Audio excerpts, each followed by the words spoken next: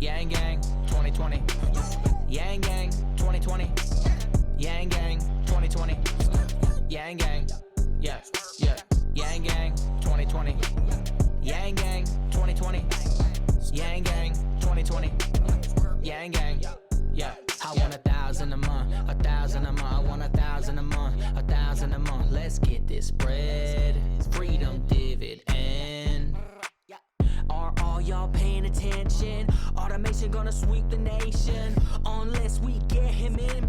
Andrew Yang 2020 freedom dividend. Yang Gang 2020. Yang Gang 2020. Yang Gang 2020. Yang Gang. Yeah, yeah. First we get this money, then on 420. He gonna give some high fives to some high guys. Decriminalize marijuana so we can smoke if we wanna. Down with the opioid trend, up with the mental health thing. Yeah, math. Yo, it's just math. Yo, it's simple math. Yo, can you do math? Yo, yo. Eliminate super PACs. Color stars making stacks. Student loan forgiveness plan. Cops wearing cameras and climate change is real again. Science rules. Teachers bringing home some bread. Medicare for every citizen. That's nice. Andrew Yang 2020 freedom dividend. Yang Gang 2020. Yang Gang 2020. Yang Gang 2020. Yang Gang. Yeah, yeah. Yang Gang 2020. Yang Gang 2020. Yang Gang 2020. Yang Gang. Yeah, yeah. Yo, a vote for anyone else is like negative $1,000 from your pocket every month.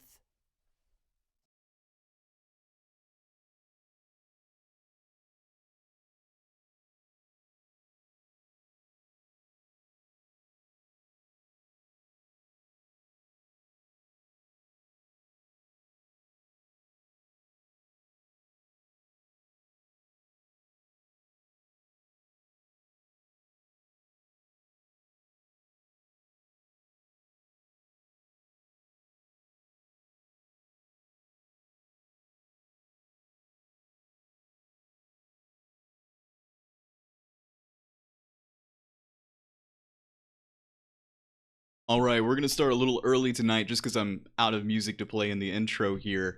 Hello Yang Gang, good evening, and thank you for joining Securing the Bag with Seth Underwood. I am your host, Seth Underwood, and I have one question for you tonight. Who is the Asian man standing 2 spots away from Biden at the debates?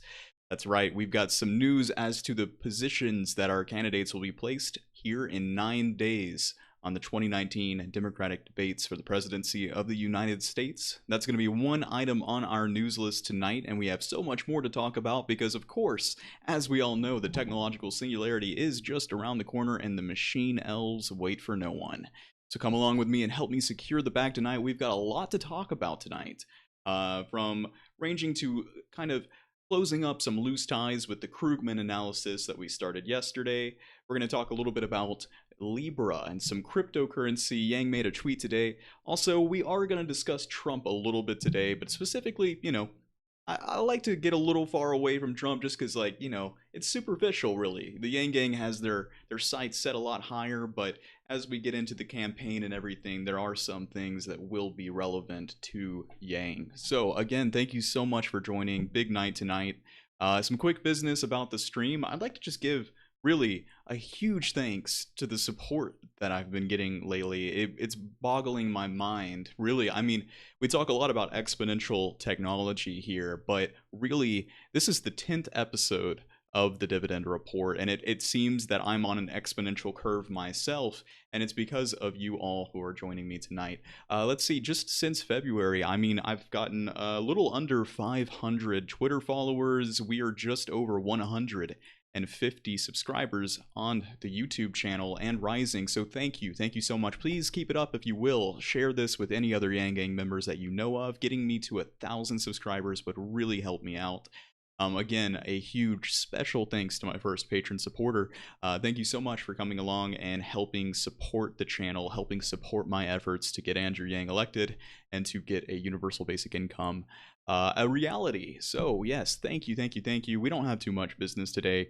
It's been pretty slow around where I am. It's practically a monsoon, lots of rain, lots of rain. We've needed it though. We're just gonna go ahead and jump into things because I'm out of other things to talk about. Oh, wait, no, one more thing, right. 200 subscribers on the YouTube channel, that's the goal to hit, and I'll be giving out a free Audible copy of The War on Normal People. If you or you know someone you know who has not read or listened to The War on Normal People, please keep that in mind. You cannot have already had an Audible account until then, I believe. So that's the goal there. Hey Nash, thank you for joining the stream. We're just gonna go ahead and get right into it right now.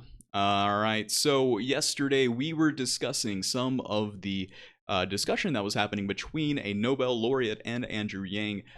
This Nobel laureate's name was Paul Krugman. He came out and threw a little bit of shade to Andrew Yang's direction, saying he's not a serious contender to the nomination, and Yang struck back.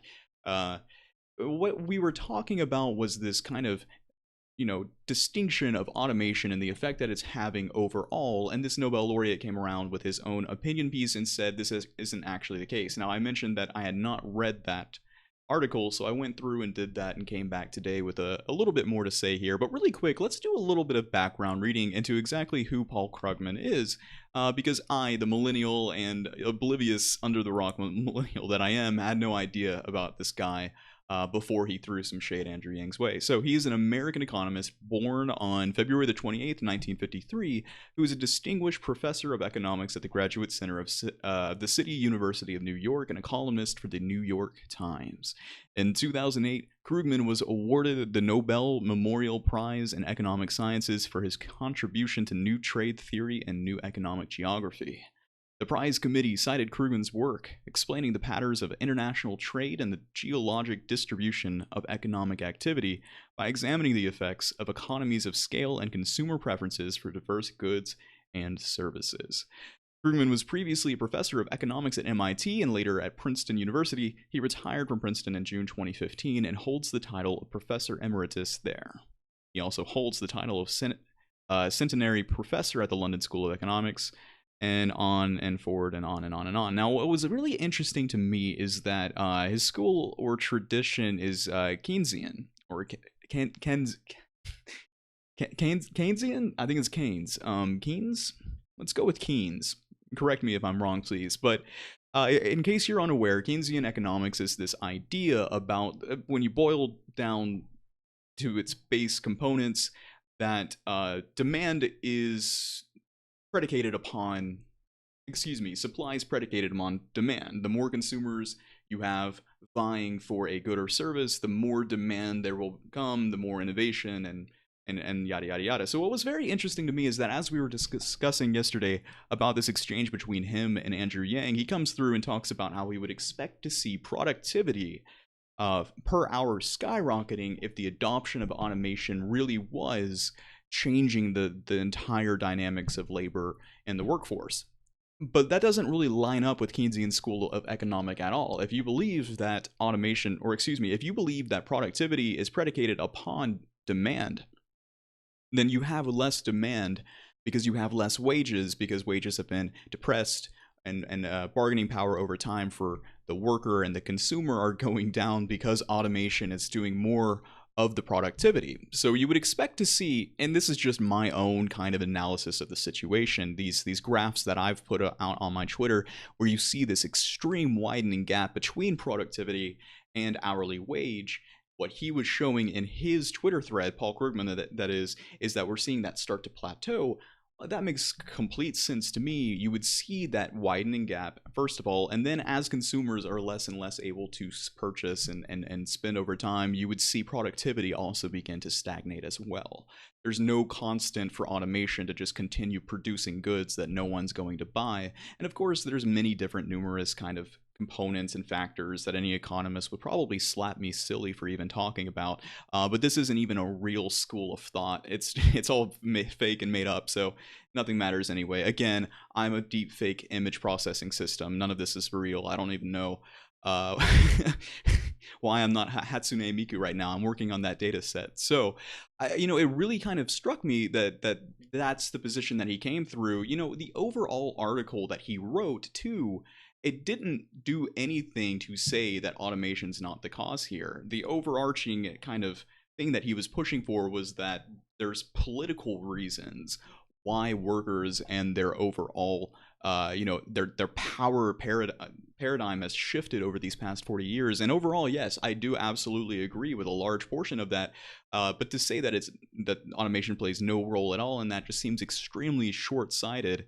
He also made the mistake of going through and saying, we've historically been able to see how industrialization and automation have affected the workplace before, and it never results in the type of doom scenarios that we would expect before. And that, again, as I've explained so many times before, is just that's a classic issue, a classic oversight of the type of dynamics that, especially, just boil it down to software versus hardware. And if you can't make that distinction, if you can't understand that software is a, up to this point, completely new type of technology that you can't really go through and just put a historical constant, which really isn't a constant, we only have a couple of centuries to go off of here, is just a big fallacy in my opinion. And I would expect a Nobel laureate to know this, or to at least think a little bit more critically about this. Not saying that he hasn't, but that did not come through to me when I'm reading this article.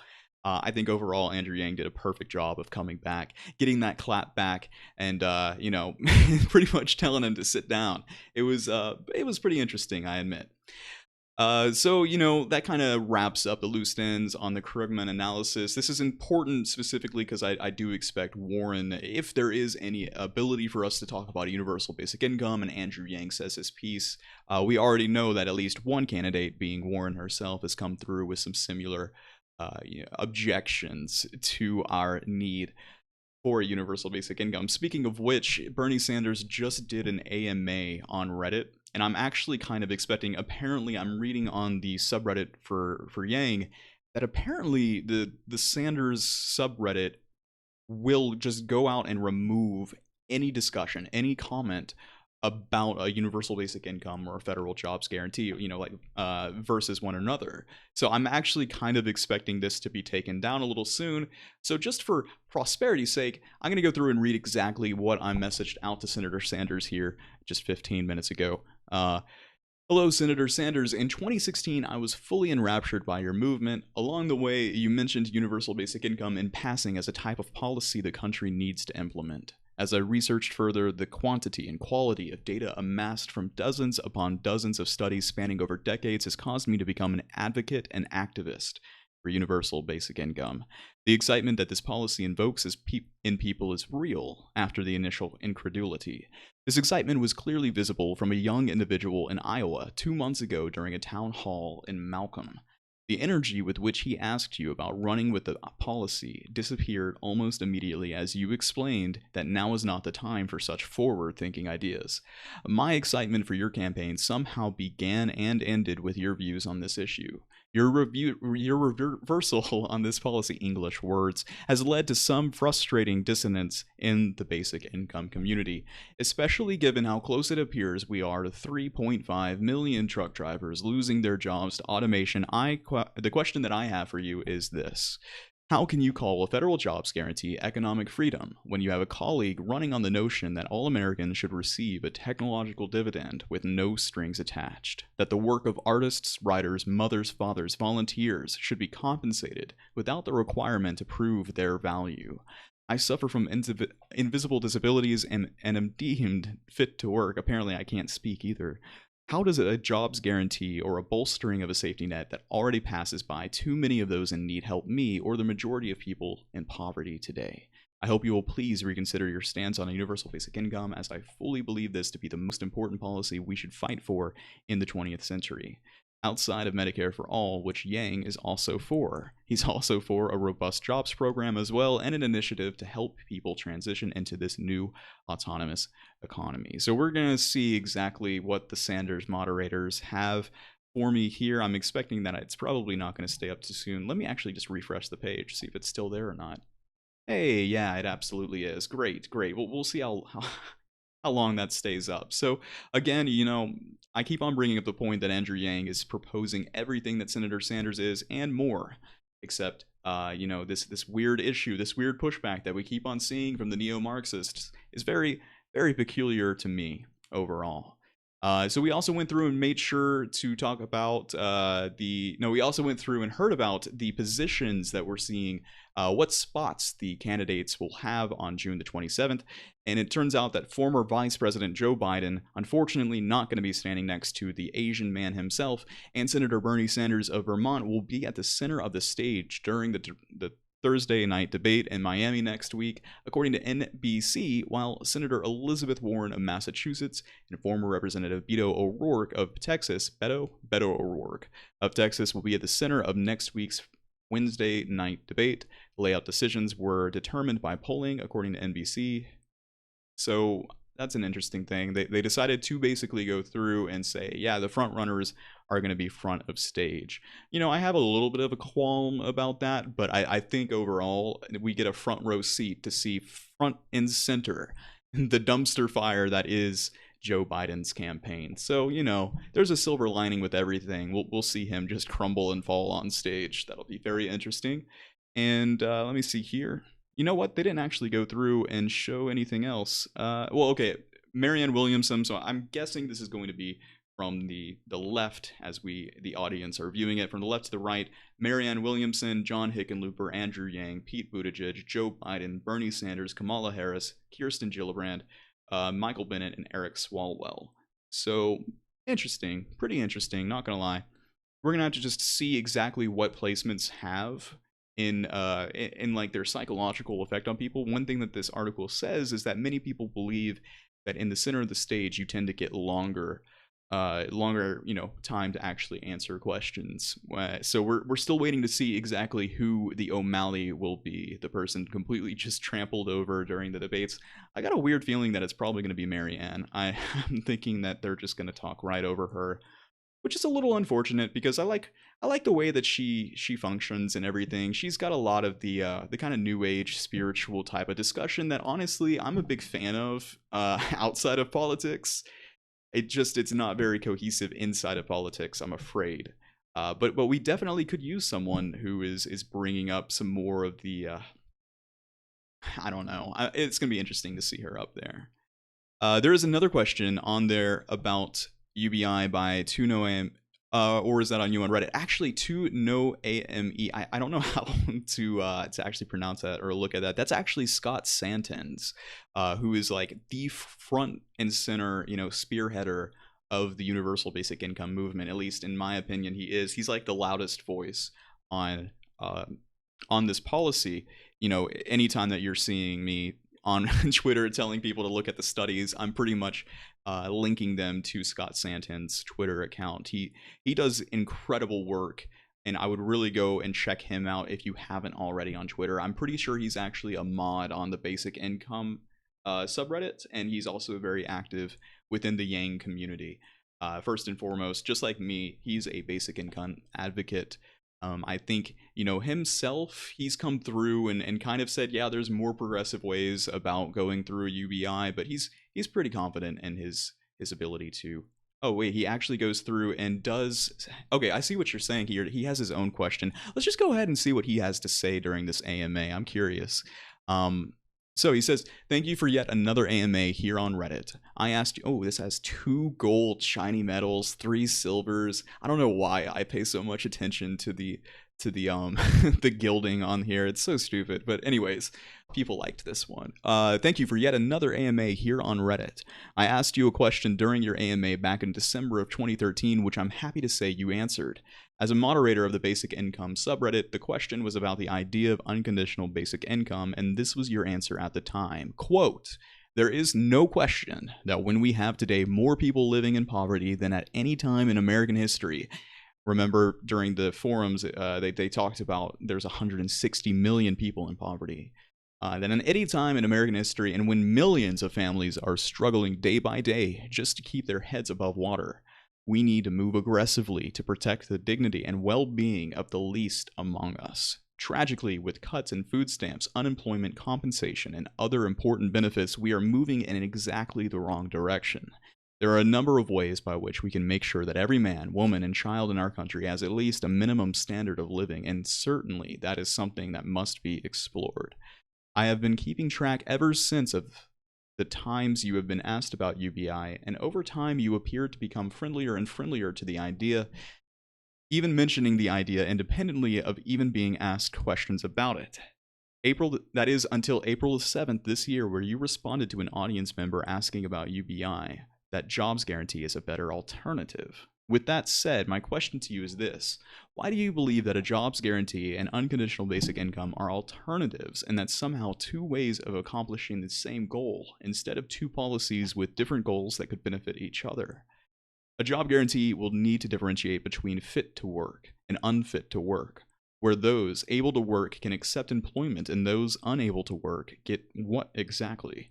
Do they get disability income that is as large as the jobs guarantee income? Must they prove they are sufficiently disabled? What if they can't prove they are sufficiently disabled? Are you aware that 4 out of 5 people with a disability in this country get zero assistance and are forced to compete with the fully abled in labor markets? Are you also aware that on average, those looking to prove they are disabled wait for 2 years, and that is the list of million people's long? Don't you feel that an unconditional basic income floor of, say, $1,000 per month would really be useful to everyone with a disability, because they will have that amount unconditionally? It's a lot easier to wait 2 years for an extra $500 a month if you have $1,000 a month than it is to wait 2 years for $1,500 a month with zero a month. Are you also aware that 13 million people in poverty are entirely disconnected from our safety net program? A UBI would reach every single one of those 13 million people, lifting all of them to the poverty line as a new starting point, where anything earned would lift them further out of poverty. Do you feel those 13 million people deserve to live in poverty unless they accept a government job? Are you also not concerned at all about a job guarantee devolving into workfare? Throughout history, when a program says work for your welfare, people have no choice but to work doing anything. So real quick, I'm going to pause here and just mention a picture that someone tweeted me on Twitter a couple of days ago, and it was a picture of the entrance to Auschwitz. And in German, obviously, above this gate, it said, work is freedom. And like, that was the threshold to going into probably the most hellish place on earth, the place that every single person learns about when they grow up. That was the motto of what is widely regarded as the worst place on earth. So I just think that's interesting, and I'm actually working on my own Medium article to kind of go into this weird fact that we are all brainwashed into believing that work is freedom, and how this is all more for it. But anyways, continuing on, when a program says work for your welfare, people have no choice but to work doing anything. This lack of choice, besides being incredibly coercive, lowers wages. If workers are being forced to work, then anyone doing that work for more than that is competing against them. This hurts bargaining power. As long as you can't refuse to work, you have no bargaining power. UBI provides everyone with the power to say no, and thus bargaining power. It makes every job voluntary, and wages can be negotiated on a more equal footing between employee and employer. UBI also boosts incomes to the equivalent of $6 per hour wage hike for those working 40 hours, and $12 wage hike for those working 20 hours. Do you believe a worker is better off going from $13 an hour to $15 an hour minimum wage than the same worker going from $13 an hour to the equivalent of $19 an hour? Do you believe that the circumstances of a higher paid worker earning $20 an hour is improved by the offer of a $15 hour guaranteed job or a 15-hour minimum wage? Obviously not, right? Especially if the JG puts downward pressure on their wage due to competition, right? So why would you be against a UBI boosting that person's income to the equivalent of $26 per hour? I think UBI should be seen as a foundational floor.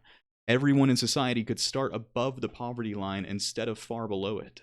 This would abolish poverty just as Martin Luther King had envisioned in his final years. Minimum wage jobs and guaranteed jobs could then provide additional income so that the people could more easily put distance between themselves and the poverty line, improving their lives.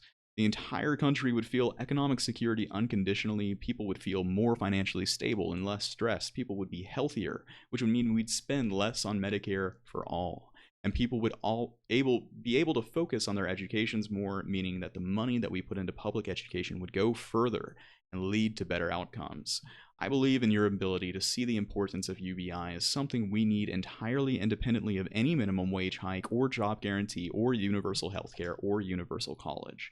I don't know why you decided to reverse course on a UBI, but I do hope you reverse course again, and I have faith you will as the idea only continues to gain popularity. I would just prefer you help lead the way on this issue as you did with Medicare for All, instead of leaving the issue to be championed by others until you have no choice but to just be another follower in your embrace of it. Thank you for reading this, and thank you for all your decades of public service and courageous leadership. So that was perfect. Man, it puts my comment to shame. Damn you, Scott. But no, like he is so good. I'm really, really happy that the universal basic income movement has someone like Scott leading the charge. And I'm looking here just to see, what kind of responses we see. I think it'd be worth it to see here in the Sanders base camp what they're coming back with. And this guy says, obviously I'm not Bernie, but I want to thank you for your question. UBI is an important part of my vision for our nation's future. As a candidate for office myself, thank you for being involved with this. I see UBI as a rusty old crutch. It'll support a lot of problems, but it's going to get to the point sooner or later where it needs to be replaced or improved. That just leaves you vulnerable to make more people reliant on it. Okay, I hate this argument. Come on, the exact same thing can be said for every single thing that Bernie is supporting. $15 minimum wage is just an old crutch. It's just a rusty old crutch. In fact, by the time that Bernie goes through and finally gets it pushed along, it's going to be too late. Inflation's just going to completely wipe it out. So additionally, it doesn't solve that kid needs a place to sleep, food, clothes, and healthcare problem. Parents can just abuse any extra income they get from having kids, leaving already abused kids still vulnerable. Less public sympathy. I disagree completely. I think there would be a complete reawakening in the spiritual nature of how we decide to look at other people once the scarcity mindset is completely kind of attacked in this way. So further, with a guaranteed income, you have a strong incentive for scammers. There's a lot of money to be made if you can trick a little of 10 people across the entire swath of America into giving you their basic income. Abusive relationships will... Who's going to trick people for their $15 minimum wage? Again, this idea that people are just idiots and they can't have control over their own money, it's so patronizing. I absolutely am just shocked. I'm shocked. This is like, blah. So he goes through and you have a strong incentive for scammers. It just seems so bizarre to me that that's something that you're coming through and saying. This is one of the better AMA questions that I have ever seen asked, and I do hope Senator Sanders answers it. Me too. I really hope that he answers it too. Best question, thank you. The support here seems to be very good. Other than that one question, a lot of, everyone is, the only thing that I've seen so far is like, well, how do you make sure that it's going to continue to help people? We're going to, again, index it to poverty line, index it to CPI of consumer goods. That's the thing. Real quick here, a comment. Oh, right, lol, I actually said lol. Please kill me. On the Yang for President, Scott Santens gets a tag, and that has his name on it, so I lose track of his Reddit name on there without that. Yeah, I'm wondering what to no ami means. I'm very curious. It's code for something. Let's find out. And wow, I'm very happy to see how much support's getting here. I'm gonna leave my upvote here at the door. I seriously love this guy. I love what he does. His Medium articles, go check out his blog. He has a very nice summation of all of the findings from UBI. So with that said, enough about Bernie. Bernie did that AMA tonight. We also have another candidate making a few ripples in the news, and that is our current incumbent president, Trump. He is apparently making his big splash lifting his campaign off the ground officially, even though 5 hours after he was sworn in, all of the paperwork was finished and he was already running for his next term. So he's already far, far ahead of the race. But, if we're talking just in terms of who was announced and who's been doing this for the longest, the next candidate on that list is Andrew Yang. I mean, I believe it was in the fall of 2017 that Yang announced his run for presidency. He's been doing this for a long time. That's some dedication. That's some real good dedication. He's working hard to secure that bag. So Trump is in Florida tonight, I believe. I'm not sure the city. I should probably know that. And there's a lot of discussion going on with the mainstream media about, what are we going to expect to see with the rally, and what's the kind of messaging that he's going to go forward through in the future to attack the Democrats. And it's widely been accepted. I think that there's already been some news that's come straight from the campaign or leaked from the campaign that's talked about how their main goal is to attack his opponent as a radical, as a socialist, as hard and as fast as possible. So what I think is really interesting is if they are going with that tact, then it's going to be incredibly hard for them to do that against Andrew Yang, because his entire goal at that point, let's just say that he's trying to take down Yang, is going to be to try and convince half of the country that they would be worse off with $1,000 in their bank account, whereby the entire time that he's doing that, Andrew Yang's coming with the math, he's coming with the facts, he's coming with the no, you're actually going to be much better off with $1,000 a month, and he's lying to you.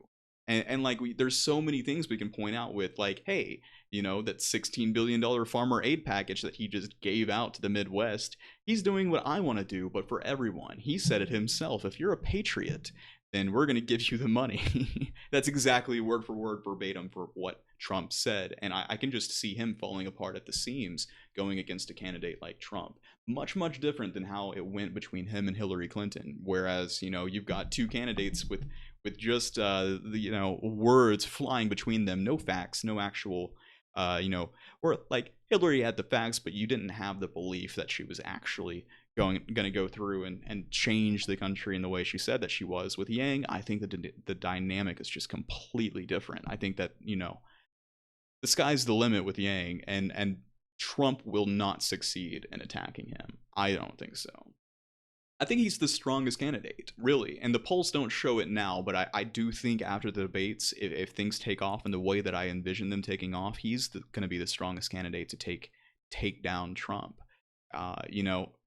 But we'll see. We'll see. I'm gonna put my stake in the ground here, risk my reputation on this with all of my 150 subscribers, and say, in fact, yes, the polls will be showing at some point, if not this year, early next year, that Andrew Yang will be at least at the top, or at the very near top, in terms of how well he will do against Trump in a general election. There are some difficult questions to be asked with the $1,000 a month. I agree he's the strongest. He both is and isn't Trump. Yeah, and that's the peculiar thing about Yang, is that he does bring with him a lot of some of the energy that was there in 2016 for Yang. For Trump. And I made a tweet today talking about the pink hats and that phenomena where, like, for a time there in February when I started my Twitter account, because I kind of wanted to keep a close eye on things, it did appear that there were a lot of people coming out of the 4chan woodworks in support of Yang as the chaos candidate, as the meme lord candidate. And I feel so conflicted on this, because I'm not going to lie, there's something very invigorating about what that type of like energy is. And like, in terms of like, well, is this foreign manipulation? Is this or is this that? It's the anonymity of the internet overall. And I was kind of carrying that with me a little bit. But if you look around right now, there's nowhere to be seen are any of the pink hats and everything like that. Of course, the Yang campaign put the message out that they didn't want that to continue on. It looked a little too similar to the MAGA image and things of that nature. And it appears that it stopped. I don't know if it's directly because of that, but from this point forward, it's going to get increasingly more difficult for these pundits and these news outlets to try and push the case that Yang is actually a 4chan's champion and everything. Because if you've been paying attention recently, it's all gone. But with that being said, like I said here, like, the type of feedback that I've seen, even just personally on my own stream, is coming from real people. And you can see that with the engagement. You know, you don't expect to see engagement with bots and things of that nature. I'm getting 176 likes per day and 50 replies per day, just about 20 retweets per day. I know, like, you may not think that's a lot, but this is a Twitter account that's only been up since February, and it's come directly from the start.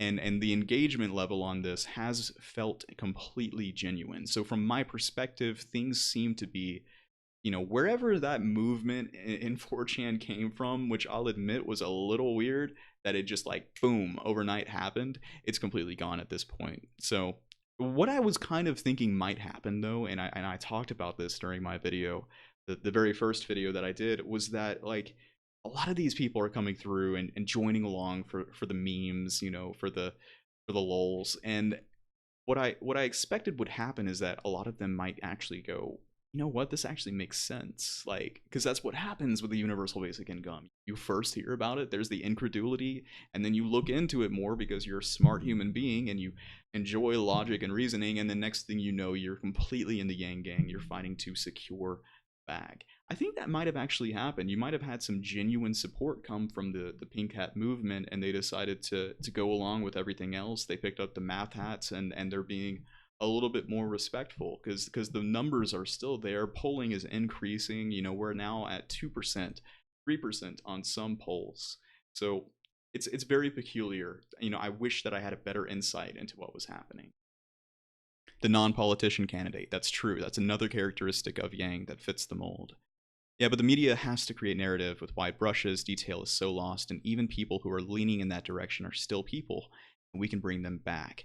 That is like, I that's exactly the thing that I've been trying to say, but it's like you can't risk saying that because then people are going to come through and say exactly the thing that Mehdi Hassan said in his interview, his podcast with Andrew Yang, when he came through and said these people are losing their identities and their way of life is crumbling around them. And then Hassan's like, these people are neo-Nazis. These people are, you know, alt-right white supremacists.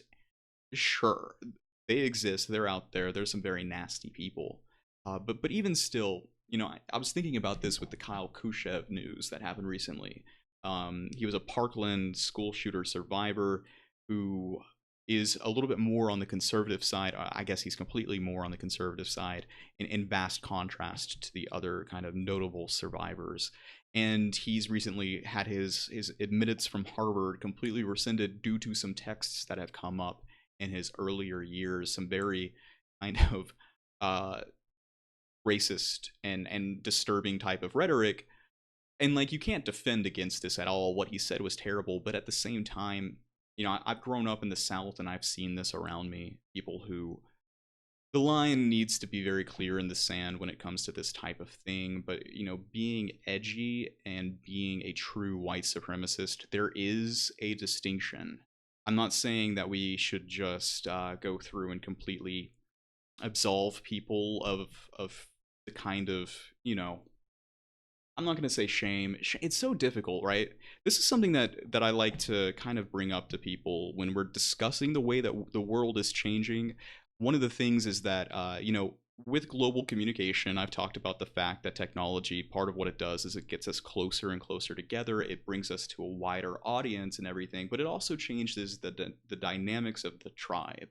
And what that means is that, you know, there's been a cultural system in place for shaming people. And that's been someone in the group acts out, and for a period of time, the group will shame that person, and you know, unless this is some sort of like hyper cultural punishment type of society where death is the punishment, or you know, that shame happens, then that person at a certain point has been decided to have paid his dues, and he's welcomed back into the group. With the global internet, that no longer occurs. The shame will continue forever because there's always a new person to come along and pile on that shame. And even if that person has experienced some degree of growth over time, he's never going to be allowed the ability to be welcomed back into the overall discussion, and in that way we get the problem of hyper radicalized rhetoric, and they start to form their own echo chambers and things of that nature. It's a very serious problem that I don't see a very good answer to, because like I said, there is very real rhetoric that needs to be completely, you know exactly what I'm saying here. Let me see. Thanks so much for joining along, Helen. Argument for UBI is hard to refute. It's an elegant solution to our problems. I was doubtful at first. The more I read into it, the more I researched it, the more I saw how solid and beneficial it is.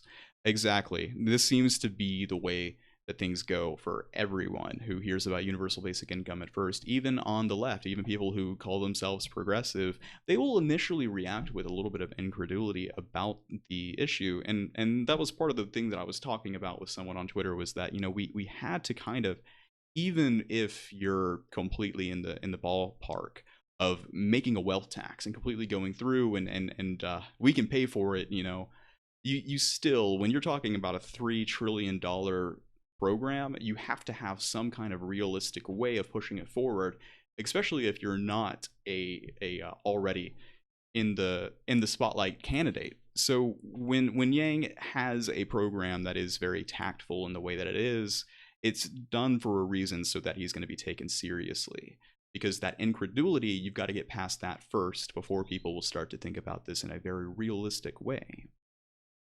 So, man, lots of things there. Lots of discussion to be had about the nuances, the characteristics of the 2020 campaign. Like, this is a very interesting time to be alive. Very interesting time to be paying attention to the news and politics. I feel like everything's, the stars are aligning for the Yang Gang. It's pretty lucky. Yep, finally got my husband to admit that if he would vote, he would have voted for Trump 2016, and that he would vote for Trump Yang 2020. UBI has changed his mind. I'm very happy to hear that. That's awesome.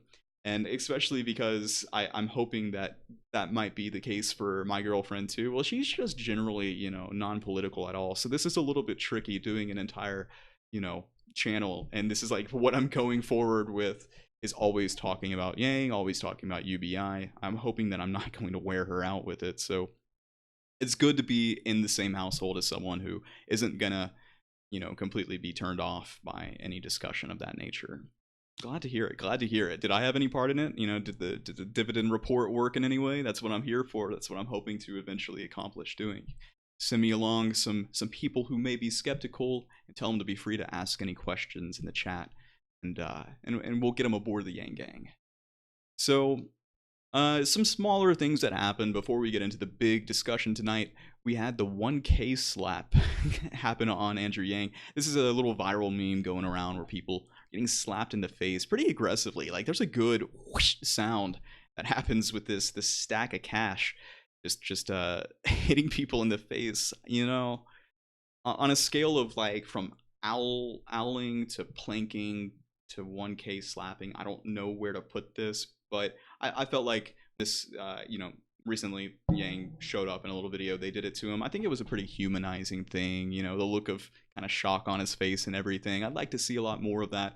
This is why I titled Covfefe in the title of this video today, because the humanizing nature of candidates is extremely important. I'm thinking back on the moment that the bird landed on Bernie Sanders' podium during his debate. That totally went through and defined him, how you could relate to him, the Bernie Sanders. With Obama, I think back on the moment that he came through with the glass of milk and the cookies, trying to put the cookie into the milk, and the glass is too small, and he just sits there and goes, "Thanks, Obama."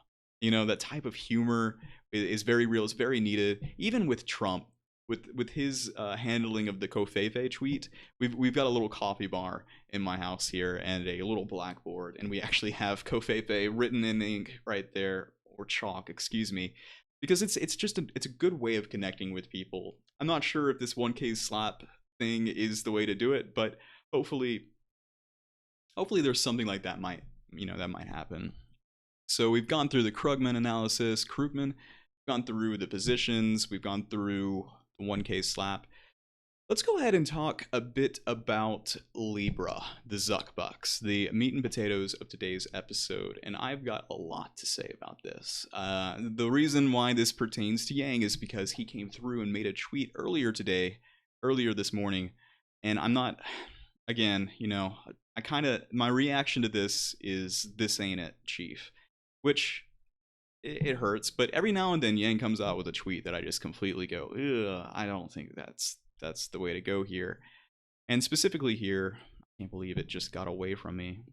So he tweeted out 12 hours ago, the new Facebook-backed cryptocurrency Libra could be a big step for hundreds of millions of unbanked around the world. Its use of the blockchain makes a lot of sense, could even curb corruption, as a lot of international aid money intended for impoverished people never reaches them. So, all right, let's be clear. Overall, the broad messaging of this, he means very well by it, but, the Zuck is a very toxic figure, and Facebook in general is a pretty toxic company or an environment. I have a very close relationship to this issue because I was originally, before I did the Dividend Report, I was first and foremost an advocate of virtual technology. I was a virtual evangelical, if you would call it that. Evangelist. That's the word.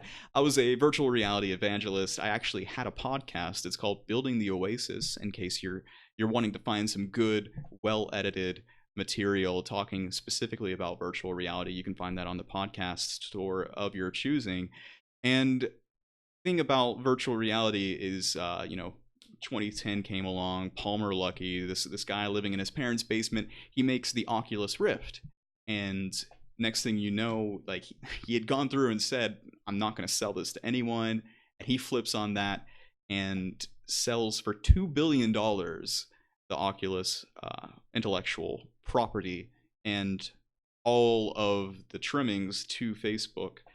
And that's a big issue for me because, I'm very into the idea that this needs to be as open as possible to everyone. And sure enough, the thing that Facebook has gone through is they've tried and put their proprietary, they call it a walled garden approach, where if you're trying to get into virtual reality and you're with Facebook, you can only be with Facebook. Facebook's going to control every single aspect of this hardware and of this technology. And so if we can think of the approach that Facebook had with virtual reality rather, we think about that approach and then think about how they're going to go about doing this cryptocurrency, I can speak with great emphasis here that it's not going to turn out very well at all. This is a bad deal.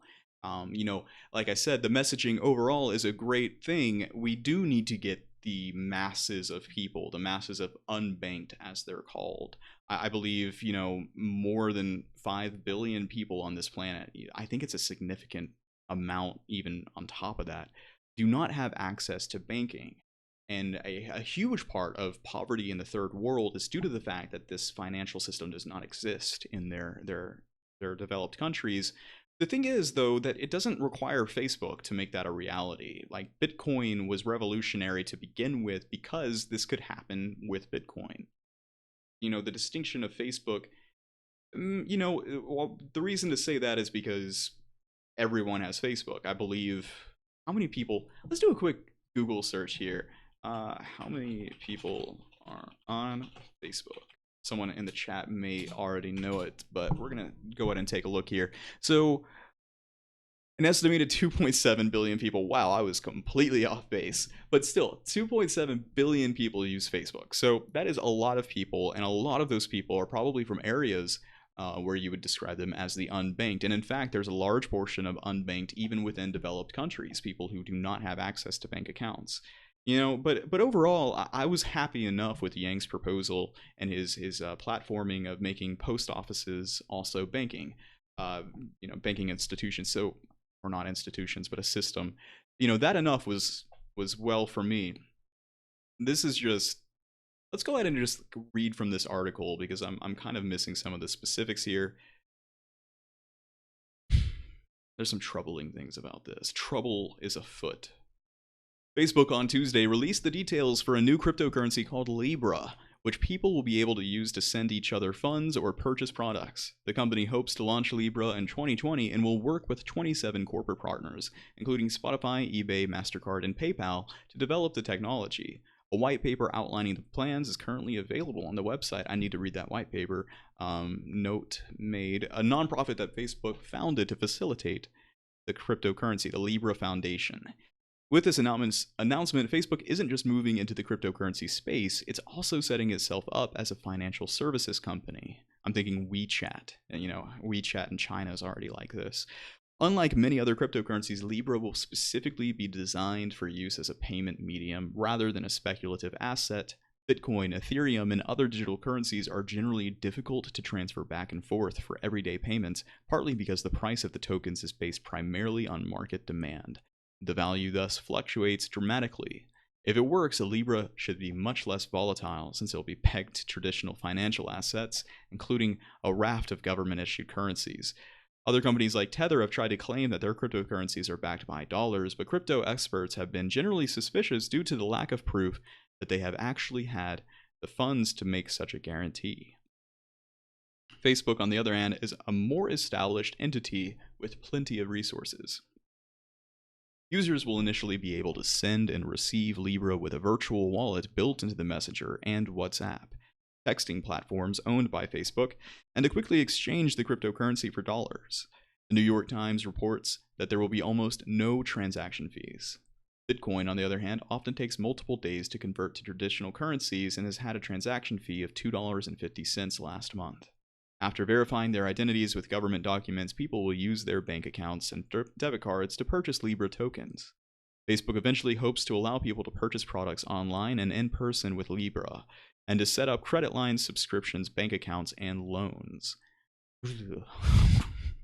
Companies will also be able to build their own platforms for transactions on the Libra blockchain, the decentralized ledger technology that underlines the cryptocurrency with the help of Facebook crypto subsidiary Calibra. The Libra's purported stability and ease of use may mean that it will lack some of the features that have drawn people to cryptocurrency in the first place. The cryptocurrency won't be as decentralized as Bitcoin, since the Libra Foundation will be controlling the blockchain that facilitates transactions. So hold on.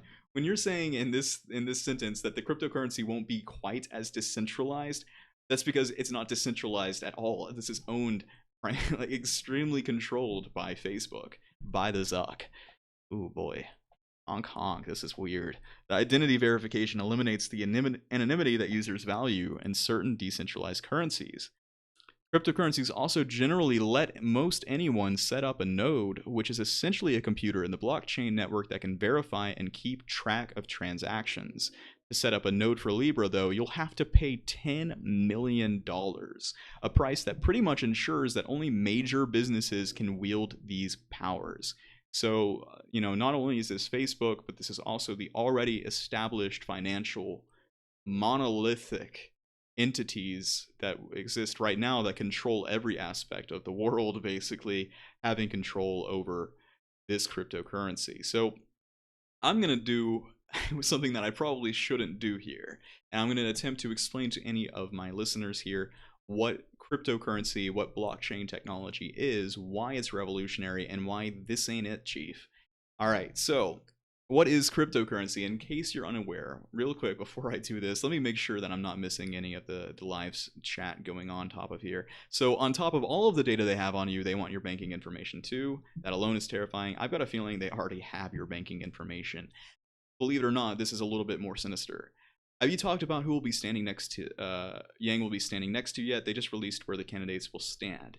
Yes, I mentioned it earlier. I believe he's standing next to Buttigieg and Hickenlooper and Buttigieg.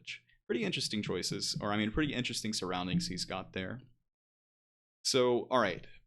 Back onto the discussion of cryptocurrency, let's go through the basics here. What a cryptocurrency is, what Bitcoin is, what makes it revolutionary is the idea that it is a distributed ledger. And if you think of a banking institution, the thing that makes a banking institution important is that it is a ledger. It is the documentation of who owns what money that is being safely secured in the vault.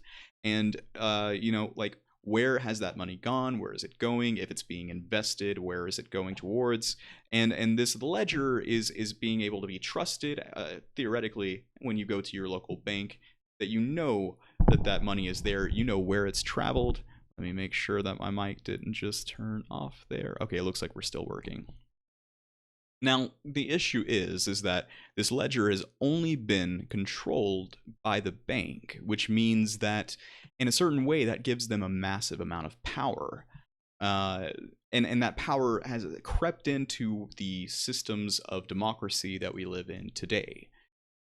So what makes Bitcoin revolutionary is that the ledger is now distributed. The blockchain is known as a distributed ledger, and the nodes that that article was speaking about, my computer, my cell phone, my virtual wallet, excuse me, I'm getting off base here, but these nodes are running these highly algorithmic mathematical, they call it hashing, cryptocurrency equations, basically, that take a significant amount of energy to go through and verify that I'm sending you 5 Bitcoins. And in order for the distributed ledger to say that Seth is giving his audience 5 Bitcoin, someone's computer anywhere in the world is going through, verifying it with some complex math, and then putting a stamp on it, and then all of the other computers will go through, look at it, agree that it is a verified transaction,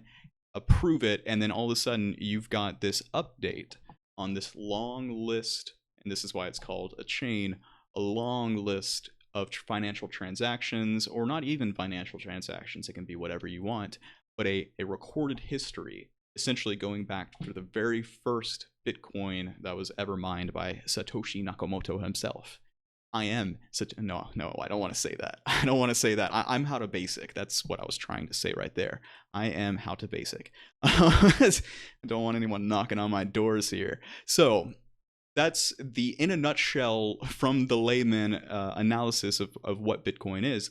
So when we're speaking about Libra here, and when we're speaking about the fact that it's backed by the US dollar, well, that's the exact opposite of what is valuable with Bitcoin, because essentially with Bitcoin, it's just a transaction between you and me. There's no middleman. There's no, nosy government force that's coming in that has the access to that to that ledger.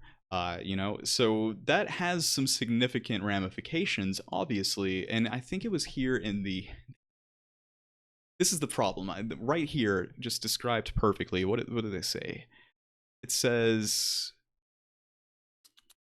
I think I just said it somewhere. I must have passed by it and not even realized.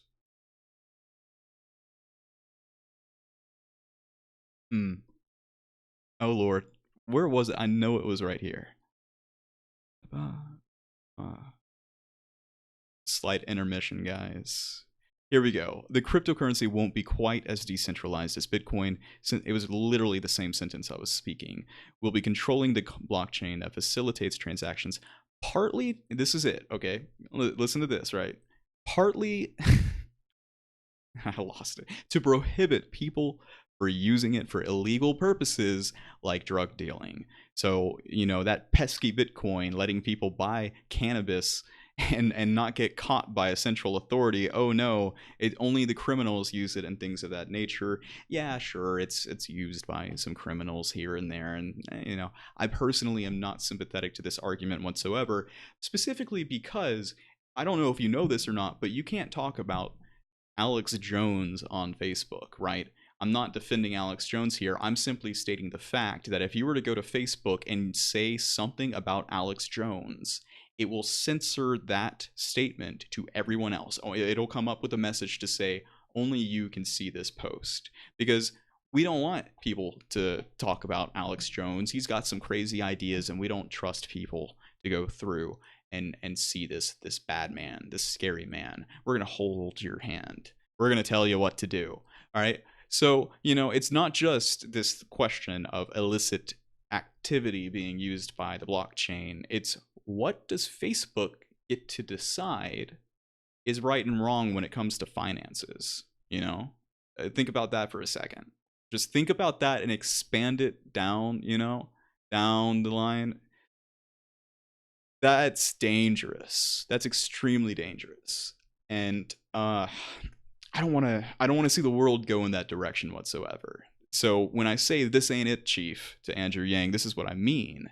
Because overall the message is correct. We need to get banking institutions and means and ways of getting people access to this type of system, but not one that's controlled by Facebook. Not someone who's controlled that's controlled by the guy who says these idiots trust me with their data, roughly quoted there. So what good is a non-anonymous central controlled cryptocurrency that's like having a stationary automobile? With that all being said, there is some functionality, some utility that even a centralized cryptocurrency can provide. I'm actually low-key bullish on IOTA, and so, like, listen, real quick, nothing that I'm going to say from this point outward, nothing that I ever say in any of these videos can be taken for financial advice and whatsoever. No investment advice or anything. But I love this idea of what IOTA is, which is not necessarily even a blockchain cryptocurrency. It is something called a decyclical aggregate graph, I believe, DAG, or adversarial graph, I believe is the name. So what this is it's using data as its basis for what's being traded as a good. And one of the very interesting things about Bitcoin is that people say, oh, well, what's the value behind Bitcoin? And then surely enough, someone who has absolutely no idea what he's talking about is going to go back and say, well, anything's valuable because we agree there's value on it, man, which is actually true. I completely believe that. But it goes a step further than that. Bitcoin has something called intrinsic value, I believe. And that comes from the fact that electricity is being used as a resource to go through and hash out the algorithm. So there is a specific tangible, if you can think of it, electricity as tangible resource being pumped in to cryptocurrency that it can run off of. And with IOTA, a similar kind of thing exists in data. And I'm not entirely sure how this may work. This may not even be something that you can invest in personally. If you own a wallet that has IOTA in it, I believe you can do that, but it's not even something that you may want to invest in because it's like purely a utility. So I've talked a lot about this technical singularity coming along and everything. I've talked a lot about self-driving vehicles as well and smart cities of the future. That's where I kind of go with when I'm thinking of this idea for IOTA. Basically, what's another very interesting component of cryptocurrency is the idea that you can actually get down to very minute valuations of goods and services. So for instance, you could go and pick up a jawbreaker for 99 cents, or let's just say that the jawbreaker costs a penny, but in fact it actually doesn't cost a penny. It's worth less than a penny. But there's no way for us to go through and actually say this jawbreaker is worth 0.3 of a penny. Except with cryptocurrency, you absolutely could. You're basing it on decimals and everything. You can get down to a very finite and specific actual valuation of goods and services, which is incredibly important if you're believing in kind of, the astute functioning of the free market and things of that nature. You want to be able to get goods down to exactly what they're worth.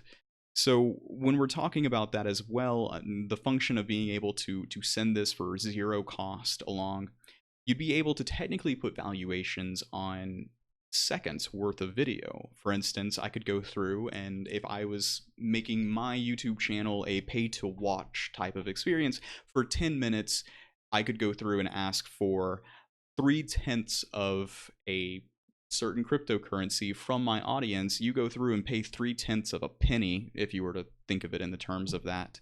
And over time, what you would see when I speak about this type of economy of people being able to give and share value that we're obviously experiencing in new, interesting ways, that's how we could actually kind of go over towards that type of system. And expanding it a little bit further towards self-driving vehicles and things of that nature, you could get into this theoretical kind of concept where you could hit when you get into a self-driving car. I want the express lane. I want to get there as fast as possible. And then a person on the road as well who will kind of get a message probably when they get into the car at the first of it to say, would you like to ride like the cheaper option? Or maybe they can make decisions on the fly, I'm not sure, but they'll have the ability to say, I would like to save money, and in doing so, I'll let these people pass me who are paying more into the system, or maybe even, so in a way, you're able to get these crazy amounts of negotiations happening on the fly, and the developers of IOTA have gone through and even said a lot of this will be completely autonomous, where these types of algorithms are already going to be doing the valuations themselves, because the machine learning data sets are equipped to do that very well. And you're going to get cities, which have higher demand at 5 o'clock, asking for extra energy and resources from this sector of the infrastructure. And you would be able to like have the most efficiently running smart city and smart society. It's type of like reasoning and logic that is absolutely incredible to me, and it's stuff that I was excited for when I saw Yang come out and say we need a regulatory framework for cryptocurrency. But that's very different than actually going through and kind of almost shilling for for Libra. But let's see here. Data seems to be a commodity. Maybe crypto should be based on data used versus contributed. As long as it's on the market pegged to the dollar, it's nothing but a short sell investment. I guess I shouldn't speak on cryptocurrencies. I really don't know well enough about it. But I hate any agency, whether corporate or government, tracking people's actions, including money actions. Yeah. So, I'd say that I'm a little bit more fearful of Facebook having access to all of that, since it appears that, I don't know. It really rubs me the wrong way when I think about this overall. So hopefully, again, I don't think this is going to hurt Yang whatsoever. Not in the long run, not in the short run. But I had some thoughts about that. I think also as well, these types of micro payments are such a revolutionary idea that it can really help us with the transition into these more kind of virtual economies and virtual reality as well, the types of experiences that people are going to be paying for. A digital currency works very well for those types of things. And I think that adoption is going to be happening whether you're prepared for it or not. But the question of, is this adoption going to be a centralized version, just a updated format of the US dollar and all of the trimmings that have come along with it? Or is it actually going to be something that challenges the system that we exist in on a fundamental scale? That's the interesting question that I have. I'm not very bullish on Bitcoin. I think it's got some technical issues to work out. But, the internet went through some iterations before we wound up to where we are now. And the same thing will apply to the technology of blockchain. It's going to grow in new ways. I think IOTA and the DAG is a version of that growth. Whether or not it takes off, I couldn't tell either. But I like the idea of it. I like that it's challenging things in a way. And we're going to see more of that, There are actually cryptocurrencies that use a UBI like Mana. I'm going to do an episode on that. We're going to talk about Mana sometime. We may talk about Mana tomorrow night, but this is starting to get along, kind of dragging on a bit here. I think that's about really all that I had laid out for the discussion tonight. I think Yang is looking towards the futuristic ideas of money, but I think he's grounding it in a solid idea like banking at the US Post Office too. Agreed. I think the overall message of what he was saying, it makes sense. I get where he was coming from, but he's gonna get some flack for that from people who do know, people specifically who are a little bit more into the system than I am. They're probably not enjoying that idea, and personally, I would really hate it if he does get into office and then he turns around and shakes hands with Zuck and Libra and kind of promotes that in a way. That's personally not something that I would like to see much, but I would love to see something like postal banking. I would love to see more kind of regulatory frameworks for cryptocurrency to help us get to these types of futuristic ideas. So he'll probably come through and expand on what he said. Well, that's going to do it for tonight's discussion. Again, thank you so much for joining the stream.